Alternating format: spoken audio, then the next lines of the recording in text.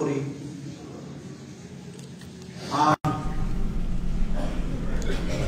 আমরা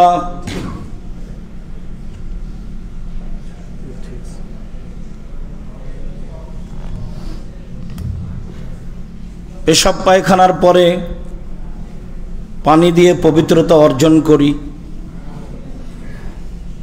ফরজ গোসলের প্রয়োজন হলে পানি দিয়ে গোসল করি, অজু করি পানির মাধ্যমে।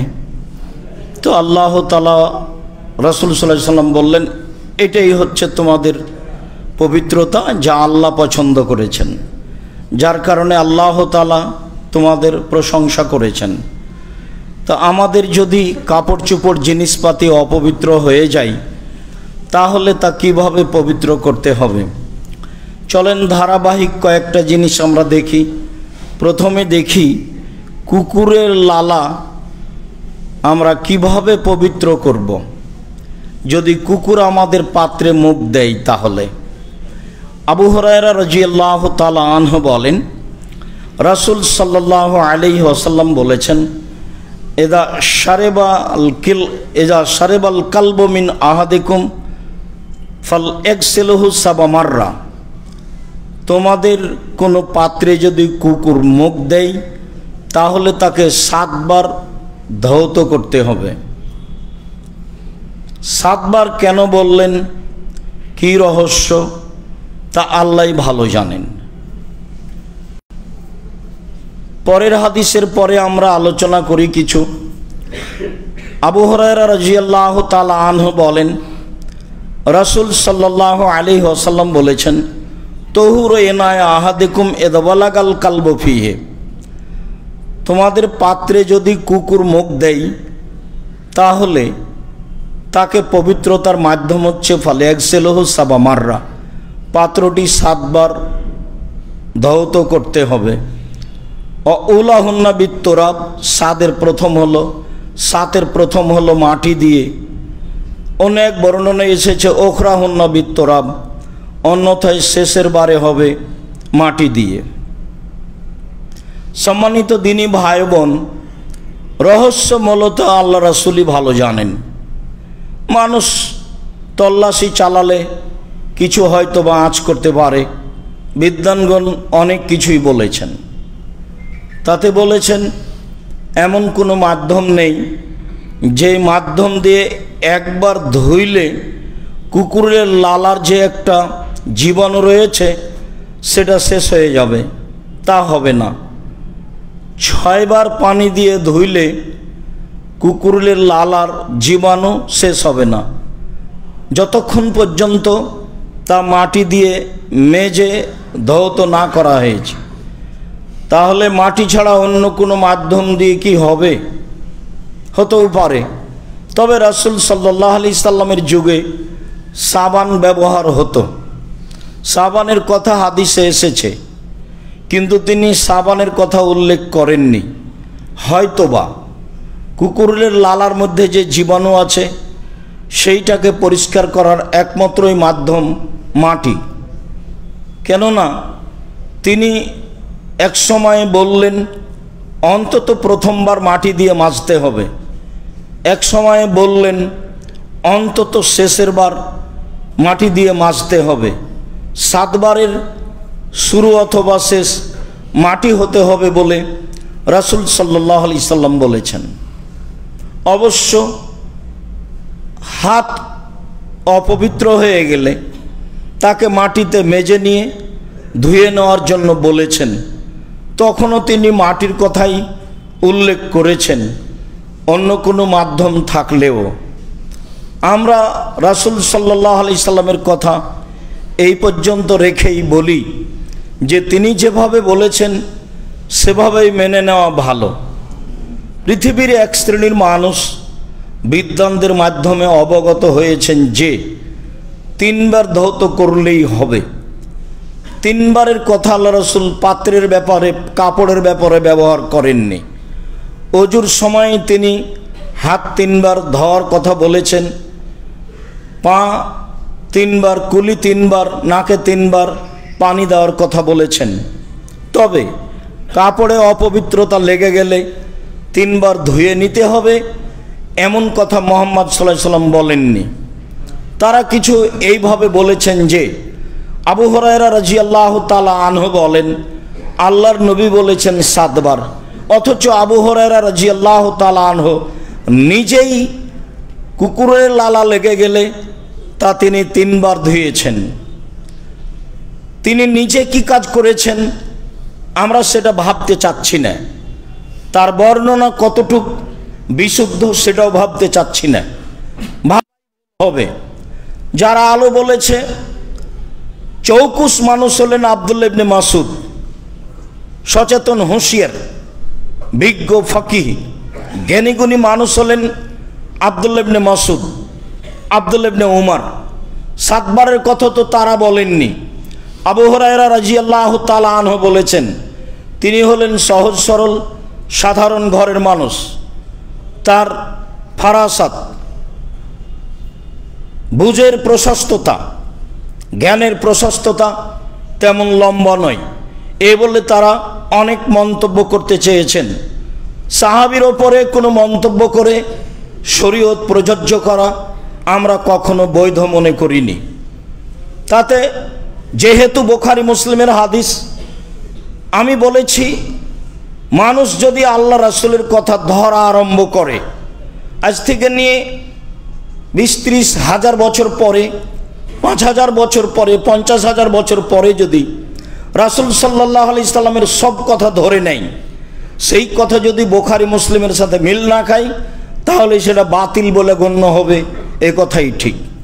ধাঁধা দিয়ে ধরে নিল সেটাই ঠিক, চূড়ান্ত সঠিক যাদের কথা দিয়ে ধর্ম আজও জাতির সামনে জীবিত আছে তাদের কথাই চূড়ান্ত হলো না।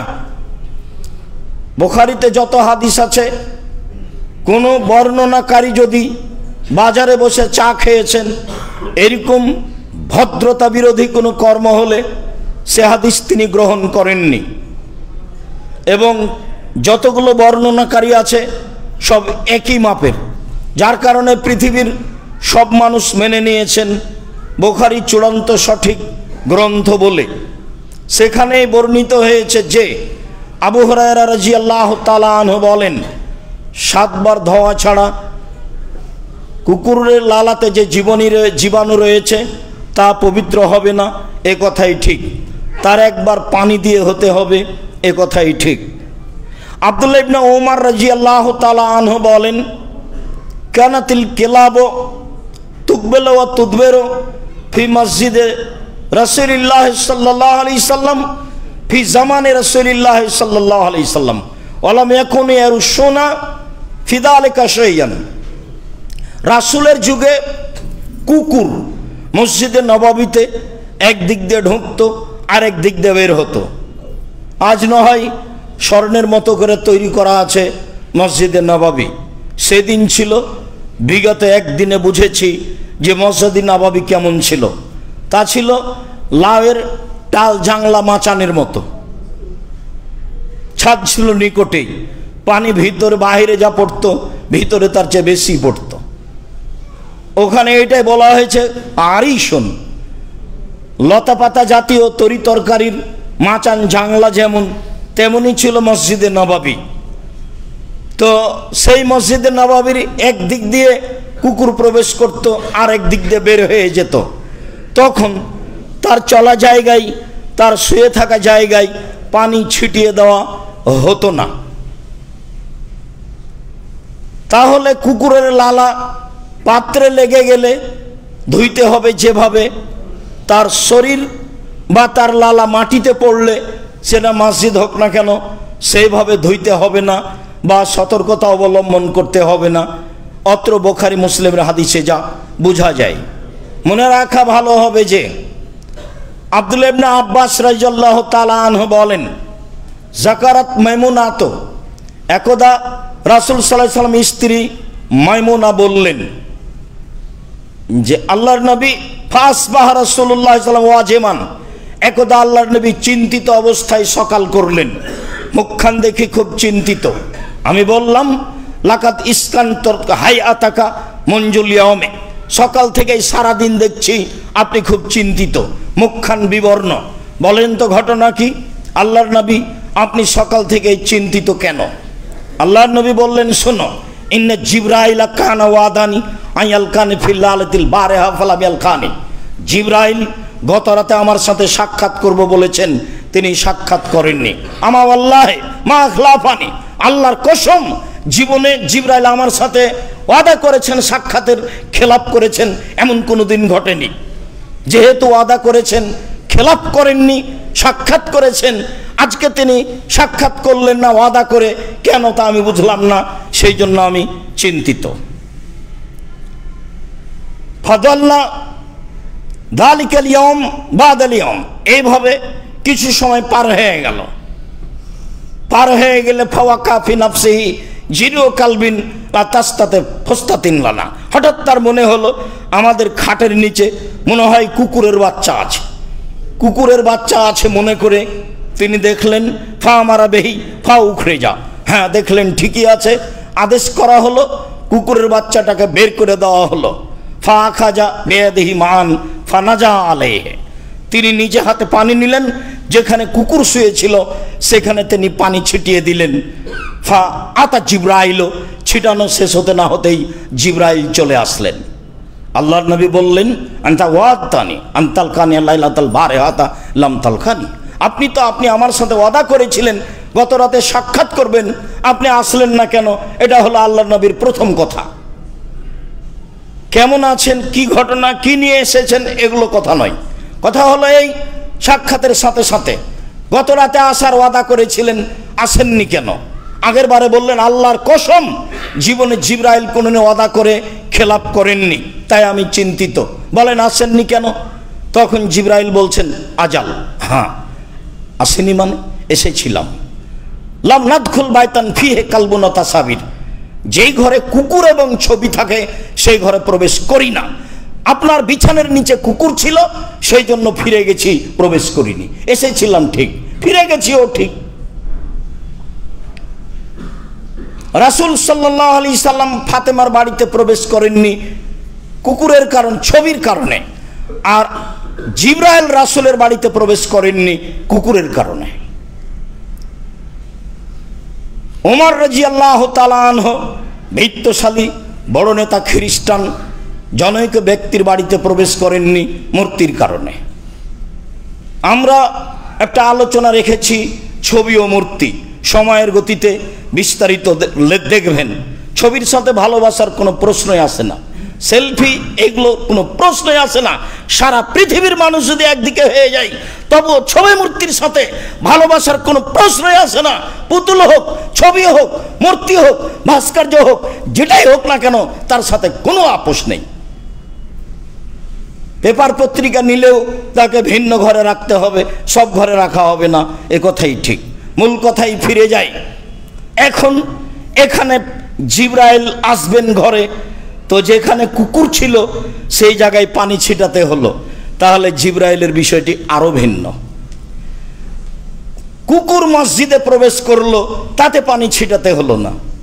মসজিদে কুকুর প্রবেশ করলো, তাতে পানি ছিটাতে হলো না। ওটাও বুখারী মুসলিমের হাদিস, এটাও বুখারী মুসলিমের হাদিস। মানে ফেরেশতারা ভিন্ন পদার্থের মানুষ, ওরা ভিন্ন পদার্থের জাত। ওরা এরকম মানুষ যেটাকে গ্রহণ করতে পারে না, এরকমের সাথে তাদের হিসাব নিকাশ নেই। তারা নূর দিয়ে তৈরি, মানুষ মাটি দিয়ে তৈরি, জিন আগুন দিয়ে তৈরি। সবার ভিন্ন ভিন্ন গতিবিধি, সবার ভিন্ন ভিন্ন পদার্থ। সম্মানিত দিনী ভাই বোন, কুকুরের লালার জীবাণু ভিন্ন ধরনের, এ ব্যাপারে খুব সতর্ক থাকতে হবে। তবে কুকুরে কাপড় ছুঁয়ে নিলে অজু নষ্ট হয় না।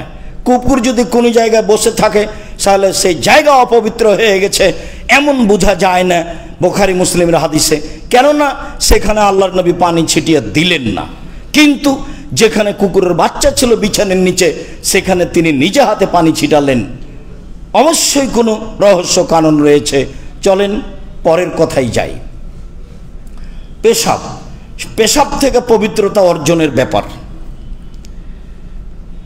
আবু হুরায়রা রাদিয়াল্লাহু তাআলা আনহু বলেন, কামা রাবিউন ফাবালা ফিল মসজিদে একজন পল্লীর বেদউইন অশিক্ষিত মানুষ মসজিদে নববীতে আসলেন, এসে পেশাব করতে লাগলেন। ফাতানাওয়ালাহু আসহাবু রাসূলিল্লাহ সাল্লাল্লাহু আলাইহি সাল্লাম, তো সাহাবীগণ বলতে লাগলেন, এই কি করলে ছি জি, কি করলে তুমি, এই পেশাব করছো কেন, এরকম কিছু কথা বলতে লাগলেন। রাসূল সাল্লাল্লাহু আলাইহি সাল্লাম বললেন, দাও হো, ওকে পেশাব করতে দাও, ছেড়ে দাও। ও হারিকু আলা বাউলিহি দালবান মিন মাইন, এক বালতি পানি নিয়ে এসে পেশাবের উপরে ঢেলে দাও। এই কথা বলার পরে আল্লাহ রসুল যে বাক্য বললেন, সে বাক্য আমি আর আপনি কেমনে মেনে চলি? এইটুকু সাহাবী করছিলেন।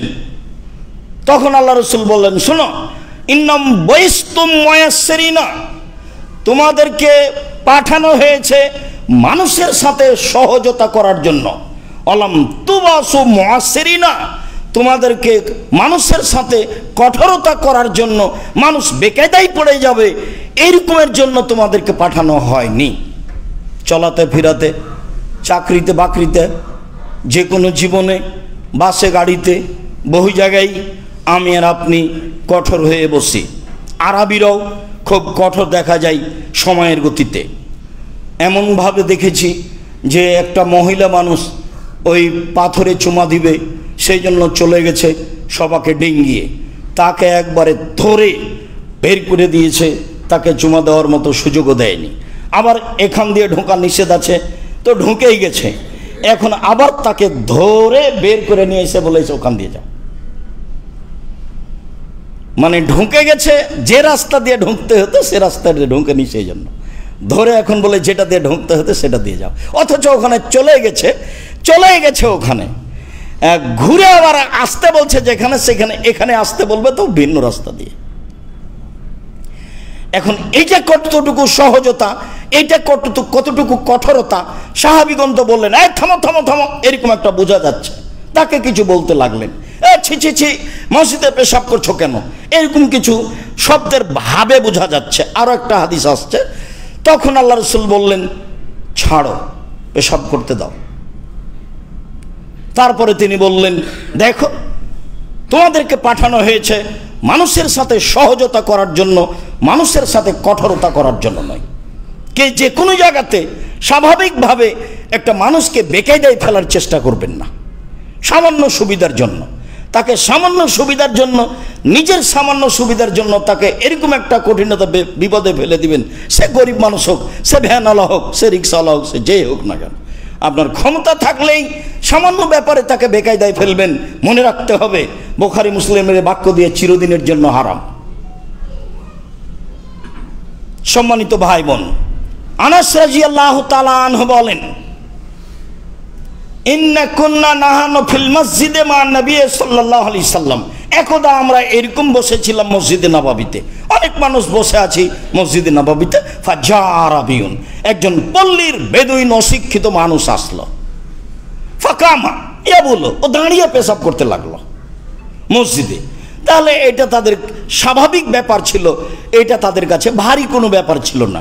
আসলে সে পাগল এ কথা নয়, তো দাঁড়িয়ে পেশাব করতে লাগলো। ফাকালা আসহাবু রাসূল, মা রাসূল, সাহাবীগণ বললেন, থামো থামো থামো, আরে পেশাব করো না, পেশাব করো না, এইভাবে সাহাবীগণ বলতে লাগলেন। তখন আল্লাহ রসুল বললেন, লা তুজরিমুহু, তোমরা তার উপরে কঠোরতা করো না, তোমরা তাকে ধমক দিও না, দাউহু, তাকে ছেড়ে দাও। ফাতারাকুহু, তারা তাকে ছেড়ে দিলেন, কিছু বললেন না। হাত্তা বালা, বেশ সুন্দর মতো পেশাব করে নিল। যখন করা শেষ হলো, তখন আল্লাহ রসুল বললেন, শোনো, ফাদাহু, তাকে ডাকলেন, ডেকে বললেন, শোনো, ইন্না হাজিল মাসাজিদ লা তাসলুহু লিশাইইন মিনাল কাদারে ওয়াল বাউলি, এই মসজিদ পেশাব এবং অপবিত্র জিনিসের জন্য নয়। মসজিদ পেশাব, অপবিত্র, ময়লা এরকম কিছুর জন্য নয়। এই কথা বলার পরে তিনি বলছেন, ইন্নামা হিয়া, নিশ্চয় মসজিদ সমূহ, লিযিকরিল্লাহ, এক আল্লাহকে ডাকার জন্য। সালাম দেওয়ার পরে লাফ দিয়ে দাঁড়ানো অভ্যাস খুবই খারাপ। সাধারণত সালাতের পরেই যেটা এসেছে সেটাই জিকির। সব হাদিস গ্রন্থে বলা আছে বাবু জিক্রে বাদা সালাত, সালাতের পরে জিকির। মসজিদ হচ্ছেই মাত্র লে যিকরিল্লাহ এক, এটাই প্রথমে আল্লাহ রাসূল উল্লেখ করলেন। 2 ও সালাত, সালাতের জন্য। 3 ও কিরাতিল কোরআনে, কোরআন তেলাওয়াতের জন্য। আমরা বাংলাদেশি মানুষ হিসেবে বাড়িতে কোরআন তেলাওয়াতে অভ্যাসী, আরবিরা মসজিদে কোরআন তেলাওয়াতে অভ্যাসী। যারা গেছেন হজ করতে বা অন্য সময়ে, বা যারা কাজ করেছেন তাদের ভালো অবগতিতে আছে। মসজিদ হলো কোরআন তেলাওয়াতের জন্য, সালাতের জন্য, আর আল্লাহকে ডাকার জন্য। এই কথাটা আল্লাহ রাসূল ওই বেদুইন অশিক্ষিত মানুষকে বললেন। এরপরে ওয়া আমারা রাজুলান মিনাল কওমে, উপস্থিত যারা ছিল তাদের একজনকে বললেন, সেটা ওমর হতে পারে, সেটা আবু বকর হতে পারে, সেটা কোনো ব্যক্তি হতে পারে। বললেন পানি নিয়ে এসে পানি এখানে ঢেলে দাও। ফাজাবে দালবিন মিন মাইন ফাসান্নাহু আলাইহি, একজন সাহাবী গিয়ে পানি নিয়ে এসে সেখানে পেশাবের উপরে ঢেলে দিল। পেশাবের উপরে পানি ঢেলে দিলে সেই পেশাব চলে যায়, জায়গা পবিত্র হয়ে যায়, এ কথাই ঠিক। পেশাব অপবিত্র, এ কথাই ঠিক। ইতিপূর্বে আমরা অবগত হয়েছি যে রাসূল সাল্লাল্লাহু আলাইহি সাল্লাম 2টা কবরের পাশ দিয়ে চলছিলেন, একটা কবরের পাশ দিয়ে চলছিলেন। তাতে তিনি বললেন, 2টি কবর, তাতে তিনি বললেন যে কবর 2টিতে শাস্তি হচ্ছে, তবে বড় পাপের কারণে শাস্তি নয়। একজন পেশাব থেকে সতর্কতা অবলম্বন করতো না, কাপড়ে পেশাব ছিটে লাগতো, আর একজন বদনাম করত, সেই জন্য শাস্তি হচ্ছে। মানুষের পেশাব ভয়াবহ, এ কথাই ঠিক। মানুষের পেশাবের কারণে কবরে শাস্তি হবে, এ কথাই ঠিক। মানুষের পেশাব কাপড়ে লেগে গেলে তার পবিত্রকরণ বিষয়টি অতীব জরুরি, এ কথাই ঠিক। চলেন এখানের লম্বা কথা না বলি। কায়েস ইবনে সাবিত রাদিয়াল্লাহু তাআলা আনহা আতাত বে ইবনিল্লাহ সাগীরিন, একজন মহিলা একটা ছোট বাচ্চা নিয়ে রাসূলের কাছে আসলেন। ওয়ালাম ইয়াকুল, বাচ্চা তখনও খেতে শিখেনি। ফাআজলাসাহু রাসূলুল্লাহ সাল্লাল্লাহু আলাইহি ওয়াসাল্লাম ফি হিজরিহি, তো আল্লাহ রাসূল নিজে বাচ্চাটাকে কোলে নিলেন। বাচ্চা আশেপাশে থাকলে বড় মানুষ বাচ্চাকে কোলে নিবে, এ কথাই ঠিক। বাচ্চাকে কোলে নিলেন। ফাবালা আলা সাওবিহি, বাচ্চা তার কাপড়ে পেশাব করে দিল, আল্লাহ রাসূলের কাপড়ে পেশাব করে দিল। আল্লাহ রাসূল গায়েবের খবর জানেন না, এদিন বাচ্চা পেশাব করবে তার জানা নাই, বাচ্চা পেশাব করে দিল। ফাদাবে বাইন, তিনি পানি নিয়ে ডাকলেন। ফানাজাহু, উপরে পানি ছিটিয়ে দিয়ে পবিত্র হয়ে গেল। পানি ছিটিয়ে দেওয়াতেই পবিত্র হয়ে গেল। বাচ্চাটি ছেলে বাচ্চা ছিল। পরের হাদিসে যাই। লোবাবা বিনতে হারিস রাদিয়াল্লাহু তাআলা আনহা বলেন যে কানাল হুসাইন ইবনে আলী ফি হিজরি রাসূলুল্লাহ সাল্লাল্লাহু আলাইহি ওয়াসাল্লাম, একদা আলীর ছেলে হুসাইন নানার কোলে নাতি ছিলেন। ফাবালা আলা সাওবিহি, নাতি নানার কোলে পেশাব করে দিল। তিনি বলছেন, মহিলা বলছেন, আমি বললাম যে ইলবাস সাওবান, আপনি আরেকটা কাপড় পরেন। ওয়া তিনি জারাকা, আপনার লুঙ্গিটা খুলে দেন। লাগসেলাহু, আমি একটু ধুইয়ে দিই। তখন আল্লাহ রাসূল বললেন, শোনো, ইন্নামাল ইগসালু মিন বাউলিল জারিয়া, মেয়ে সন্তান হলে তার পেশাব ধুইতে হয়। ও ইউনাসাহ লে বাউলিল গোলামে, আর ছেলে সন্তান হলে তার পেশাবের উপরে পানি ছিটিয়ে দিতে হয়। আগের বাক্য মনে রাখবেন, বাচ্চাটি খেতে শিখেনি, ওলাম ইয়াকুল, এখনো খেতে শিখেনি। আমরা যেটা আগে থেকে জানি সেটা ঠিক আছে। উল্লেখ্য যে পৃথিবীর ভারত, বাংলাদেশ, পাকিস্তানের প্রায়ই মানুষ, শতকরা 95 জন যারা মুসলিম হিসাবে, তাদের জোরালো কথা যে ছেলে হোক মেয়ে হোক কাপড়ে পেশাব করলে তাকে ধুয়ে ফেলতে হবে। আর বুখারী মুসলিমের হাদিস পরে আর একটা এসেছে, রাসূল সাল্লাল্লাহু আলাইহি সাল্লাম বলছেন, ইন্নামা ইউগসালু মিন বাউলিল জারিয়া, নিশ্চয় মেয়ের পেশাব ধুয়ে দিতে হবে। তারপরে বলছেন ওয়া ইউরাসসু মিন বাউলিল গোলামে, আর ছেলের পেশাবে পানি ছিটিয়ে দিতে হবে। সব সহিহ হাদিস একাধিক। এরপরেও যেভাবে ধর্ম মানা হয়, ধর্ম মানার গতিতে ভারত, বাংলাদেশ, পাকিস্তানের 95% জন মানুষ বিদ্বানদের মুখে যা শুনে থাকেন তা হলো এই যে ছেলে মেয়ের পেশাব সমান, উভয় ধুয়ে দিতে হবে। রাসূল সাল্লাল্লাহু আলাইহি সাল্লাম যা বলেছেন তাতে ছেলে মেয়ের পেশাব সমান নয়। খেতে শিখার পূর্ব পর্যন্ত, ছেলে সন্তান খাওয়ার পূর্ব পর্যন্ত তার পেশাবে পানি ছিটিয়ে দিতে হবে। মেয়ে সন্তান খাক আর না খাক, জন্মের পর কাপড়ে পেশাব করে দিলে সে কাপড় ধুয়ে ফেলতে হবে, এ কথাই ঠিক। এটা অত্র হাদিসের প্রথম কথা। দ্বিতীয় কথা হচ্ছে এই যে আল্লাহ রাসূলকে বললেন লুঙ্গি খুলে দেন। আব্দুল রাজ্জাক সাহেব, আপনি লুঙ্গি পরেন কেন? আসলে পড়তে ভালো লাগে, এই জন্য রাস্তাঘাটে সব দেশেই। আমি এর সাথে যে অন্য কোনো কারণে এমনটা করি না, মূলত ভালো লাগে এই জন্য। তো রাসূল সাল্লাল্লাহু আলাইহি সাল্লামকে বললেন যে আপনার লুঙ্গিটা খুলে দেন, আমি ধুয়ে দিই। হাদিস তো বুখারী মুসলিম, মানে রাসূল সাল্লাল্লাহু আলাইহি সাল্লাম লুঙ্গি পরতেন। অত্র হাদিসে আরো জরুরি কথা যে মহিলাদের কাজ এরপরে ধারাবাহিকভাবে আসবে, মহিলারাই এই কাজ করবে। আল্লাহ রাসূলকে বললেন মহিলা যে আপনার কাপড়টা দেন, এই কাপড়টা পরেন, আপনার কাপড়টা আমি ধুয়ে দিই। তাহলে স্বাভাবিক একটা সচেতন মহিলা মানুষ এরকম পর্যায়ে গেলে বা কোনো সম্মানী মানুষের এরকম ঘটলে যারা আশেপাশে আছে তাদেরকে দ্রুত সিদ্ধান্ত নিতে হবে, ভাবার সুযোগ নাই। তাড়াতাড়ি মহিলা বলছে যে আরেকটা কাপড় পরেন, আপনার লুঙ্গিটা দেন, আমি ধুয়ে দিই। এটা হলো মহিলাদের কাজের অন্তর্ভুক্ত। মহিলা বাড়ির মানুষ, বাড়ি সামলাবে, ছেলে মেয়ে সামলাবে, স্বামী সেবা করবে, হাটে বাজারে যাবে, চাকরি বাকরি করবে, এই জন্য তাকে সৃষ্টি করা হয়নি।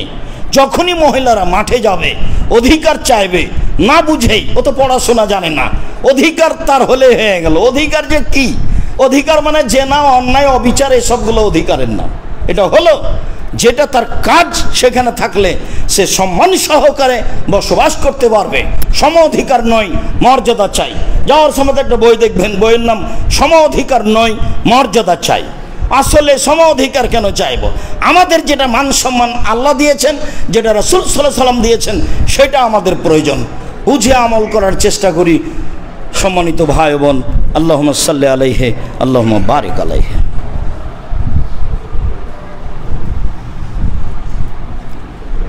আলহামদুলিল্লাহ ওয়াহদা, আসসালাতু ওয়াসসালামু আলা মান লা নাবিয়্যা বাদা। আবু হুরায়রা রাদিয়াল্লাহু তাআলা আনহু বলেন, রাসূল সাল্লাল্লাহু আলাইহি ওয়াসাল্লাম বলছেন, আবু হুরায়রা রাদিয়াল্লাহু তাআলা আনহু বলেন, অন্য এক বর্ণনায় এসেছে সুলাইমান ইবনে ইয়াসির রাদিয়াল্লাহু তাআলা আনহু বলেন, আমি আল্লাহর নবীকে আয়েশা রাদিয়াল্লাহু তাআলা আনহাকে জিজ্ঞাসা করলাম, আনিল মানিয়ে ইসিবুস সাওবা।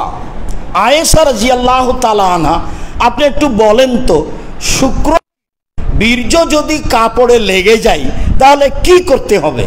জিজ্ঞাসা করছেন পুরুষ মানুষ, জিজ্ঞাসা করছেন মহিলা মানুষ আয়েশা রাদিয়াল্লাহু তাআলা আনহাকে। এটা হলো জিজ্ঞাসা। তখন আয়েশা রাদিয়াল্লাহু তাআলা আনহা বলেন, কুনতু আগসিলু মিন সাবে রাসূলিল্লাহ সাল্লাল্লাহু আলাইহি সাল্লাম, আমি শুক্রকীট রাসূলের লুঙ্গি থেকে ধুয়ে দিতাম। সুম্মা আখরাজাল আল মসজিদ, তারপর তিনি ওটা পরে মসজিদে যেতেন। অল আসার ফি সাওবিহি, আমি যে ধুয়ে দিয়েছি, যে জায়গাটাতে বীর্য লেগেছিল ওই জায়গাটা যে আমি ধুয়ে দিয়েছি, তো এখন কাপড়টা পরে যাচ্ছে, তো দূর থেকে দেখা যাচ্ছে যে ওই জায়গাটা ধুয়ে দিয়েছি, তার মানে পানিতে ভিজা আছে, আঁচ করা যাচ্ছে। সম্পূর্ণ কাপড় ধুয়ে ফেলতে হবে এ কথা নয়, এগুলো সব শিরকের অন্তর্ভুক্ত। একেবারে বিছানা ধুয়ে ফেলতে হবে, বিছানায় নাকি বাদ পড়ে গেছে, চাদর কাঁথা বালিশ যা ছিল সব, এগুলো সব শিরকি আকীদা। এটা হিন্দুদের দেশ ছিল এক সময়, যার কারণে বহু নিয়ম নীতি মুসলমান হওয়ার পরেও হিন্দুদের নীতি আমাদের মাঝে চালু আছে। আয়েশা রাদিয়াল্লাহু তাআলা আনহা বলেন, আমি নিজে হাতে রাসূলের ওই কাপড়টা ধুয়ে দিলাম, এবার তিনি কাপড় পরেই মসজিদে যাচ্ছেন চাদর, ওই যে দেখছি যে ধোয়ার চিহ্নটা লেগে আছে। মহিলা মানুষ তার পারিবারিক বিষয়টি কন্ট্রোল করবে, এ কথাই ঠিক। এ হাদিসও বুখারী মুসলিমের। আয়েশা রাদিয়াল্লাহু তাআলা আনহা বলেন, কুনতু আফরগু আল মানিয়া মিন সাওবি রাসূলিল্লাহ সাল্লাল্লাহু আলাইহি সাল্লাম, আমি আল্লাহ রসুলের কাপড়ে লঙ্গিতে শুক্রকীট লেগে গেলে নখ দিয়ে খুঁটরিয়ে ফেলে নখ দিয়ে এভাবে ডলা দিয়ে ছেড়ে দিতাম। সুমাইয়া সিল্লফিয়ে, তারপরে তিনি তাতে সালাত আদায় করতেন। উল্লেখ্য যে যদি যে কোনো অপবিত্র কাপড়ে লেগে গিয়ে যদি শুকিয়ে যায় তাহলে আর ধোয়া লাগবে না, আর যদি সেটা ভিজা থাকে তাহলে ধোয়া লাগবে। বাচ্চা প্যানে পেশাব করে দিয়েছে, হাতে হাতে ধুইতে হতো, গন্ধ থেকে যাবে না ধুইলে। যদি না ধোয় শুকিয়ে যায় তাহলে আর ধোয়া লাগবে না, সেই কাপড় পরে সালাত আদায় করতে পারবে।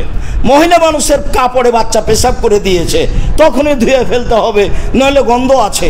যদি না ধোয় থেকে যায় তাহলে সেই শাড়িতে সালাত আদায় করতে পারবে, কোনো সমস্যা নেই। রাসূল সাল্লাল্লাহু আলাইহি সাল্লামের কাপড়ে শুক্র বীর্য লেগে যেত, শুকিয়ে যেত, আমি হাত দিয়ে ডলে দিতাম, ছিলে দিতাম, সরিয়ে দিতাম, তিনি সেই কাপড়ে সালাত আদায় করতেন। সম্মানিত দিনী ভাই বোন, বিষয়টি আমাদের জন্য অতীব জরুরি। দিন রাত ছেলে মেয়ে নিয়ে, আহাল পরিবার নিয়ে, পেশাব পায়খানা নিয়ে খুব ভালোভাবে মনে থাকে যেন অপবিত্র ধুয়ে পরিষ্কার করতে হবে, এ কথাই ঠিক। আজকের আলোচনা অপবিত্রকে পবিত্রকরণ কিভাবে করা যায় তার ধারাবাহিকভাবে আসছে।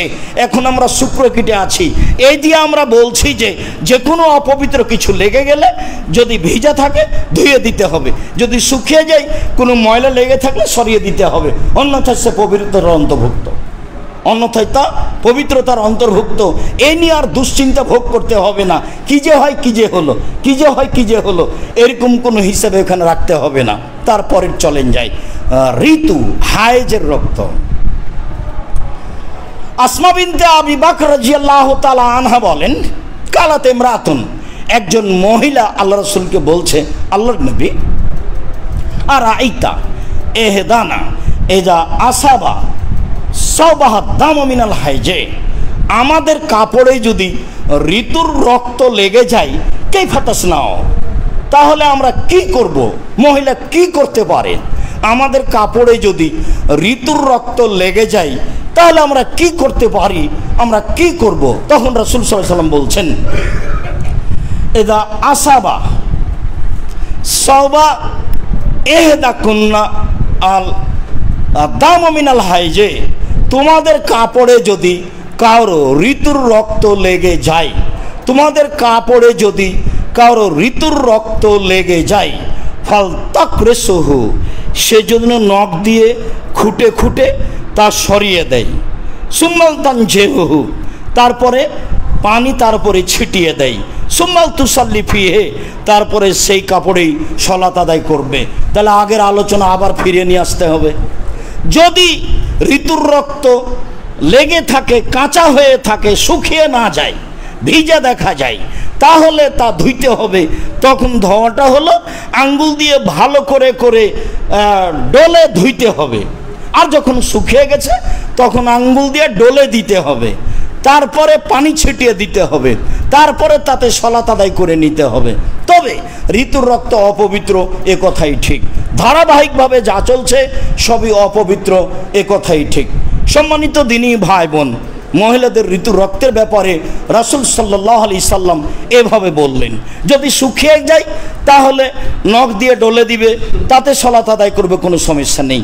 যদি ভিজা থাকে তাহলে তা ভালো করে ধুয়ে ফেলতে হবে, তারপরে তাতে সালাত আদায় করবে, কোনো সমস্যা নেই। তবে পবিত্রতার মাধ্যমে হচ্ছে এটাই। যেহেতু আমাদের দেশে আমরা চামড়ার কাজ করি না, প্রথম বৈঠক হয়েছে কি? যেহেতু আমরা চামড়ার কাজ করি না, কাজে এটা বুঝি না। তবে সাল্লাল্লাহু আলাইহি সাল্লাম বলছেন এভাবে। আব্দুল্লাহ ইবনে আব্বাস রাদিয়াল্লাহু তাআলা আনহু বলেন, এজা দবেগাল জলুদ ফাকাত তাহরা, তার দাসীকে একটা ছাগলের বাচ্চা কেউ সাদকা করেছিল, তখন সেটা মারা যায়, মাররা বিহা আলা রাসূলিল্লাহ সাল্লাল্লাহু আলাইহি সাল্লাম। তো সাহাবীরা তাকে টেনে নিয়ে যাচ্ছেন, বাইরে ফেলে দিবেন সেই জন্য। তখন আল্লাহ রাসূল বলছেন, হাল্লা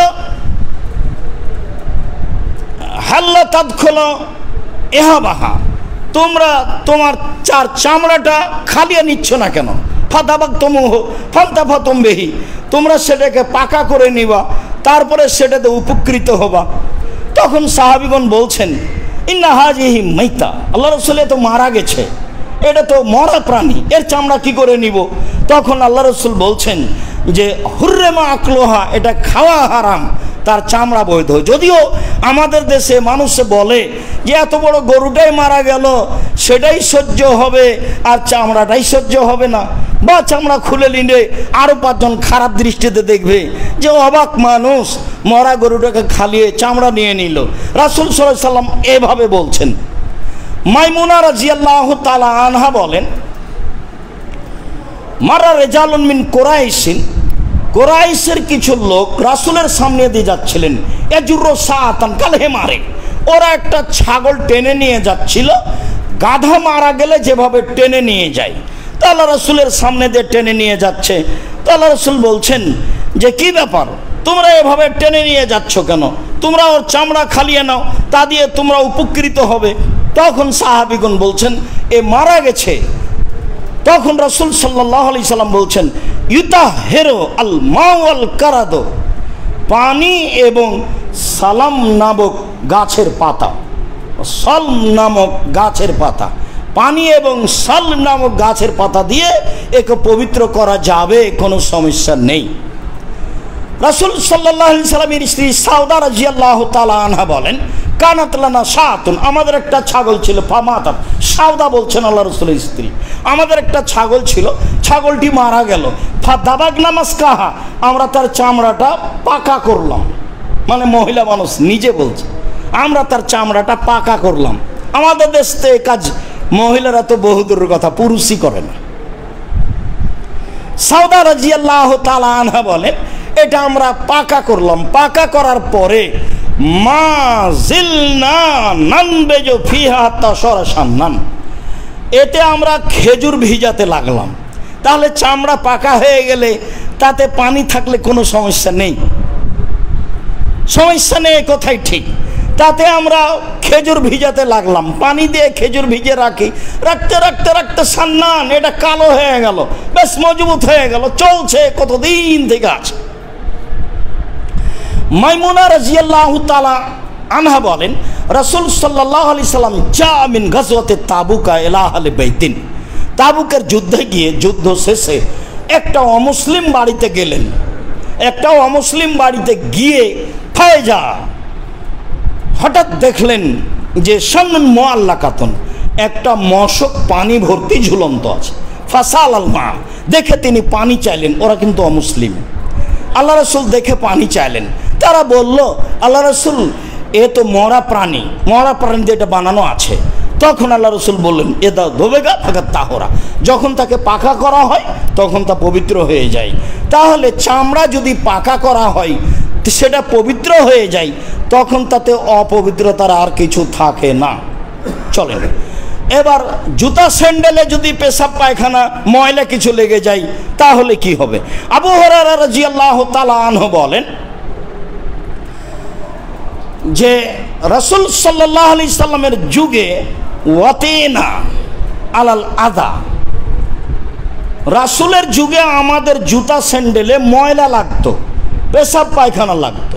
তাহলে রাসূল বলছেন, ইন্না তুরাবা ইউতাহিরু লাহু, নিশ্চয় পানি মাটি তাকে পবিত্র করে দিবে। আমার জুতাতে যে ময়লা লেগেছে, আমি যখন হাঁটতে থাকবো তখন পবিত্র মাটির ওপর দিয়ে হাঁটলে এই অপবিত্র জুতা থেকে সরে যাবে। এই কথা মুহাম্মদ সাল্লাল্লাহু আলাইহি সাল্লাম বলেন। তাহলে পানি দিয়েও পবিত্রতা অর্জন করা যায়, মাটি দিয়েও পবিত্রতা অর্জন করা যায়। এই যে এ হাদিসে স্পষ্ট বোঝা যায় জুতা স্যান্ডেল অপবিত্র হয়। তা আমি যে কোনো পদ্ধতিতে পবিত্র করতে পারি, তবে জুতা স্যান্ডেল পায়ে দিয়ে চললে তাতে কোনো সমস্যা নেই, সেটা পবিত্র হয়ে যায়। আবু হুরায়রা রাদিয়াল্লাহু তাআলা আনহু বলেন, নুসাল্লি মা রাসূলিল্লাহ সাল্লাল্লাহু আলাইহি সাল্লাম আলা নাতাওয়াদ্দা বিল মাউতে, আমরা জুতা স্যান্ডেল পরে, পায়ে হাঁটার পরে সেই জুতা স্যান্ডেল পরেই সালাত আদায় করেছি, ওযু করিনি। আমরা জুতা স্যান্ডেল পরে সেই জুতা স্যান্ডেল পায়ে দিয়ে হেঁটেছি, হেঁটে সেই জুতা স্যান্ডেল পরেই সালাত আদায় করেছি, আমরা আর ওযু করিনি। হ্যাঁ, জুতা স্যান্ডেলও অপবিত্রতা থাকে। ওই যে বুখারী মুসলিমের হাদিসে আল্লাহ রাসূল সালাত চলাকালীন পায়ের জুতা খুলে দিলেন, তো সাহাবীগণ খুলে দিলেন। তো সালাতের পরে আল্লাহ রাসূল বলছেন, কি ব্যাপার, তোমরা জুতা খুললে কেন? বলে, আপনাকে খুলতে দেখেছি সেই জন্য। তারা কত অনুসারী ছিল, সালাতে বলাই লাগেনি, দেখেই খুলেছেন। রাসূল সাল্লাল্লাহু আলাইহি ওয়াসাল্লাম 23 বছরে ইমামতি করেছেন। 23 বছরে কোনো একক্ত সালাত মুসাল্লির দিকে মুখ না করে কাতার সোজা করুন, পায়ে পা মিলিয়ে দাঁড়ান, প্রাচীরের মতো হয়ে দাঁড়ান, ফাঁকা বন্ধ করেন, এই কথা না বলে কোনোদিন সালাত শুরু করেননি। কিয়ামত পর্যন্ত সময় থাকলো। দেশের পাশের দেশের শতকরা 95, 98, 99 জন ইমাম একামত চলছে, ওই দিকেই মুখ করে আছে। আর যদি পাগড়ি থাকে তাহলে ময়লা পাগড়ি পেঁচানো চলছে। শেষ হতে না হতে আল্লাহ আকবার, জীবনে আপনার দিকে মুখামুখি হয়ে বলবেন, তারপরে সালাত শুরু করবেন, এটা আপনি দেখতে পাবেন না, অবাক হতে হয়। আমি কি বলতে যাচ্ছি? বলতে যাচ্ছি এই সাহাবীগণ অনুসরণে কত সতর্ক ছিল। এত সতর্ক মানুষকে প্রতিদিন বলা লাগবে, 5 বার বলা লাগবে, প্রতিদিন বলা লাগবে, 5 বার বলা লাগবে, 23 বছর বলা লাগবে, এটা কথা হলো? এটাই সুন্নাত। এই জন্য বলতে হবে, সালাত শুরু করলে বলতে হবে, এটাই সুন্নাত। না বলে কোন ইমাম সালাত শুরু করবেন, উনি রাসূলের বিরোধিতা করেন, এটাই চূড়ান্ত। এত সতর্ক মানুষকে কেন 5 বার বলতে হবে? কেন 23 বছর যাবত বলতে হবে? বুখারী মুসলিমের হাদিস। সালাতের মধ্যে আল্লাহ রাসূলকে এসে জিবরাইল বলছেন, জুতায় ময়লা আছে, খুলে দেন। আল্লাহ রাসূল সালাতের মধ্যে জুতা খুলে দিয়েছেন। সালাম ফেরার পরে বলছেন, দেখছেন সাহাবীগণ খুলে দিয়েছেন। আল্লাহ রাসূল বলছেন, কি ব্যাপার, তোমরা খুললে কেন? বলে, আপনাকে সালাতে খুলতে দেখেছি সেই জন্য। আরে আমাকে খুলতে দেখেছো? জিবরাইল আমাকে বললেন আপনার জুতাতে ময়লা আছে, সেই জন্য আমি খুলে দিয়েছি। তো তোমাদের জুতাতে ময়লা কখন? সেইটা পরের কথা। আমি যেটা বলতে যাচ্ছি, অনুসরণ। কত অনুসরণের ব্যাপারে সতর্ক ছিলেন সাহাবীগণ। তারপরে এই কথাটা 23 বছর যাবত কোনো একদিন কোনো এক ওয়াক্ত না বলে সালাত শুরু করেছেন, এইটা প্রমাণ করতে পারবে না মানুষ কিয়ামত পর্যন্ত। তারপরেও চলে না। সম্মানিত দিনী ভাই বোন, বলছিলাম চলেন এবার অপবিত্র কাপড়, আমরা কাছাকাছি চলে আসছি। অপবিত্র কাপড় অপবিত্র হয়, এ কথাই ঠিক। ঋতুর কারণে হোক, শুক্রকের বীজের কারণে হোক, পেশাবের কারণে হোক, পায়খানার কারণে হোক, বাচ্চার ছেলের কারণে হোক, ময়লা মাটি অপবিত্র মাটির কারণে হোক, হয়, এ কথাই ঠিক। কালাত ইমরাতুন লি উম্মে সালমা, উম্মু সালমা রাদিয়াল্লাহু তাআলা আনহা একজন মহিলা বলছেন, শোনেন উম্মু সালমা, ইন্না উতিল জাইলি, আমার আঁচল লম্বা। তারা কি শাড়ি পরতেন? কেন বলছেন আমার আঁচল লম্বা? জি না, শাড়ি পরতেন না, চাদর পরতেন, চাদর গায়ে দিতেন। এখনো যারা হজ সফরে যাবেন, যারা ইরাকের মহিলা দেখবেন বিশাল চাদর এভাবে বুকের সাথে জড়িয়ে নিয়ে হাঁটছে। উমরাতে গিয়ে দেখেন এরকমই চাদর। এই চাদরই ছিল আপনার ফুফুর, আপনার খালার, আপনার মায়ের। আজ থেকে না 10, 15, 20 বছর আগে রাস্তায় হাঁটলে, রাস্তায় কোনো মানুষ দেখলে এভাবে দাঁড়াতেন সরে। ভুলে যাচ্ছেন নাকি? তারপরে যখন রাস্তা থেকে লোকটা চলে যেত, তখন আপনার ফুফু আবার রাস্তায় হাঁটতেন। এটা তো আমারই কতদিন দেখলাম আমার ফুফুকে সাথে নিয়ে আমাদের বাড়িতে আসছি, তখন আমার খালাদের সাথে নিয়ে আমি বাড়িতে এসেছি, আমার মনে নাই। আমার ফুফুকে না আমাদের বাড়িতে আসতেন, আমি আসতাম, আরও কে আসতো এটা আমার মনে পড়ে। আমার ফুফু আমাদের বাসায় আসলে, আমার দাদি বেঁচে আছেন না আছেন কোনো কথা নেই, এত স্বাধীন, যা ইচ্ছা তাই করবেন, রান্না বান্না যা তাকে ভালো লাগে, কেউ কিছু বলতে পারবে না। তার ভাবিরা, আমার মা, আমার চাচি, কেউ কিছু বলতে পারবে না। তা আমার ফুফুকে নিয়ে আমি বহুদিন এসেছি, এটাই চাদর। ইনি উতিল জাইলি, আমার গায়ের চাদর লম্বা। ওয়া আমসি আলাল কাদারে, আলাল মাকানিল কাদারে, আমি অপবিত্র জায়গা দিয়ে হাঁটি, আমি অপবিত্র জায়গা দিয়ে হাঁটি। তখন উম্মে সালমা বলছেন ইতাহেরুহা মা বাদাহু, যে অপবিত্র জায়গা দিয়ে হেঁটেছো এর পরে যে পবিত্র জায়গা আছে সেইটা তোমার কাপড়কে পবিত্র করে দিবে। মানে কাপড়টা তাহলে মাটিতে ছেঁচড়ে লেগে যেত। পায়জামাই পরে আছে আপনার আমার মেয়ে হাঁটু পর্যন্ত উপরে দেখা, আর একটা মানুষ ঢুকবে পায়জামার ভিতর দিয়ে, আর একটা মানুষ ঢুকবে। ঢং যখন উল্টে যায়, গার্জেন যখন অচল হয়, অভিভাবক যখন অচল হয়, তখন লাগামবিহীন চলে পরিবার। যার কারণে মালিক জানতে পারলো না শিষ্টাচার কি জিনিস। মেয়ে যে এত ফাঁকা পায়জামা পরে আছে সে বুঝতে চায় না। চাদর মাটিতে ছেঁচড়ে যায় হেতুই তিনি বলছেন যে আমার আঁচল লম্বা, অপবিত্র জায়গা দিয়ে হাঁটি, তো আঁচল তো অপবিত্র হয়, তাহলে কি হবে? তখন উম্মে সালমা বলছেন আল্লাহর নবী বলেছেন পরের মাটি এই চাদরকে পবিত্র করে দিবে। একজন মহিলা রাসূল সাল্লাল্লাহু আলাইহি সাল্লামের দরবারে এসে বলছেন ইন্নালানা তারিকান ইলাল মসজিদ মুনতানিতান, আল্লাহ রাসূল মসজিদ আমাদের বাড়ি থেকে মসজিদ যাওয়ার রাস্তাটা অপবিত্র। আল্লাহ রাসূল আমাদের বাড়ি থেকে মসজিদ যাওয়ার রাস্তাটা অপবিত্র। কাইফা নাসনাউ ইযা মুতিরনা, বৃষ্টির সময়তে আমরা কি করব? বৃষ্টির সময়তে কি করব? মানা ফালো, বৃষ্টির সময়তে কি করব? তখন আল্লাহ রাসূল বলছেন আলাইসা বাদা যালিকা আতিয়াব মিনহা, রাস্তায় চলতে চলতে ভালো রাস্তা কি তারপরে হবে না? কালাত বালা, জি হ্যাঁ হবে। সবই তো মাটি, পাকা তো আর নয়। তো অপবিত্র রাস্তার পরে কি পবিত্র রাস্তা হবে না? হ্যাঁ হবে। তখন আল্লাহ রাসূল বলছেন হাজে হেবে হাজেহি, এইটা ওটাকে পবিত্র করে দিবে, এইটা ওইটাকে পবিত্র করে দিব, এইটা ওইটাকে পবিত্র করে দিব। অপবিত্রতা তিনবার ধৌত করতে হবে কাপড়কে, এর প্রমাণ নেই। কাপড়কে আপনি ধৌত করবেন আপনার রুচিতে। রুচি যদি সন্দেহযুক্ত হয়, যাকে বলা হয় কি অসসা, তাহলে তার আপনি কাপড় ধুইতেই পারবেন না। আপনি এতে টয়লেটেই থেকে যাবেন কয়েক ঘন্টা। যখনই বের হবেন তখনই মনে হয় ইন্না লিল্লাহ, আমার কাপড়ে মনে হয় ছিটা পেশাব লেগেছে, আমার কাপড়টা মনে হয় এদিকে লেগে গেল, ঠেকে গেল, কাপড়টা মনে হয় টয়লেটেতে ঠেকে গেছে। আপনাকে শয়তান মেরে ফেলে দিবে, আপনাকে শয়তান ধরেছে। আপনি একবার ধুয়ে নিয়ে মনটা যদি খুব বেশি চায়, মনে হয় পেশাব লেগেছিল ভালো হলো কি না, অপবিত্র কিছু লেগেছিল ভালো হলো কি না, আর একবার ধুয়ে নেন। যে এখন শয়তান যা বলেন একটা মানবেন না, শয়তান যা বলেন একটা মানবেন। বলবে আপনি শয়তানকে বলবেন কাপড় ধুবো না, ময়লা লেগে থাক, যা যা সর, কাপড় ধুবো না, যা, পেশাব লেগে থাক তবু ধুবো না, পায়খানা লেগে থাক তবু ধুবো না, তুই সর এখান থেকে। ও আপনাকে মেরে ফেলে দিবে যদি অসহায় একবার আপনার ভিতরে ঢুকে। তাহলে আপনি জিন্দগিতে আর পবিত্রতা অর্জন করতে পারবেন না। 40 কদম কি 40 ঘন্টা পরে আপনি পবিত্রতা অর্জন করতে পারবেন। শয়তান ধরেছে ওকে, যার না মানুষে বলে ভূতে ধরেছে। কাজে এই পথই বাতিল। 3 বার ধৌত করতে হবে এ কথা আল্লাহ রাসূল বলেননি। ধুইতে হবে একবার, এটাই ঠিক। আপনার রুচিতে না কুলালে আর একবার ধরেন, সেটা ভিন্ন কথা।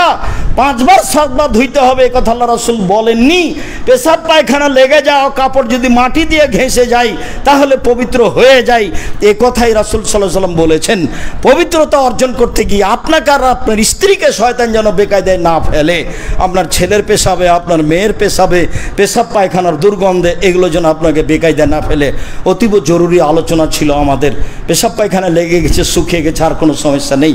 সম্মানিত দিনী ভাই বোন, নাহা রাসূলুল্লাহ সাল্লাল্লাহু আলাইহি সাল্লাম আন লুবসে জলদি সেবায়ে, হিংস্র প্রাণীর চামড়া অপবিত্র। হিংস্র প্রাণীর চামড়া যদি পোশাকে থাকে সেই পোশাক ব্যবহার করা হবে না। হিংস্র প্রাণীর চামড়া যদি জুতা স্যান্ডেলে থাকে তাহলে সে জুতা স্যান্ডেল ব্যবহার করা হবে না। আল্লাহ রাসূল আমাদেরকে নিষেধ করেছেন হিংস্র প্রাণীর চামড়া ব্যবহার করতে এবং হিংস্র প্রাণীকে বাহন হিসাবে ব্যবহার করতে, বা হিংস্র প্রাণীর চামড়া বাহনে ব্যবহার করতে নিষেধ করেছে। অপবিত্রতার আলোচনা আমরা এই কয়েকটি আলোচনা পেশ করলাম। 8-9টা ধারাবাহিক রয়েছে। যদি আপনার কোনো জায়গায় অস্পষ্টতা থেকে যায় তাহলে আপনি পরবর্তীতে বললে আমরা সেই বিষয়ে স্পষ্ট করার চেষ্টা করব ইনশাআল্লাহ।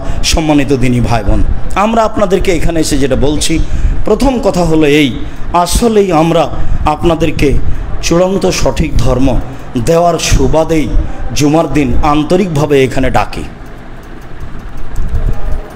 এক শ্রেণীর মানুষ ধর্মের নামে সত্য কথা বলে না, এ কথাই ঠিক, বা পরিস্থিতিতে বলতে পারে না, এ কথাই ঠিক, বা অবগতিতে না থাকার কারণে বলে না, এটাও হতে পারে। মর্মে আমরা এইখানে আপনাদেরকে প্রতি জুমাই আপনি, আপনার ভাই, আপনার বোন, বন্ধু বান্ধব, আত্মীয় স্বজন সম্ভবপর জুমার দিনে উপস্থিত হওয়ার চেষ্টা করেন। আমাদের আলোচনার ধারাবাহিক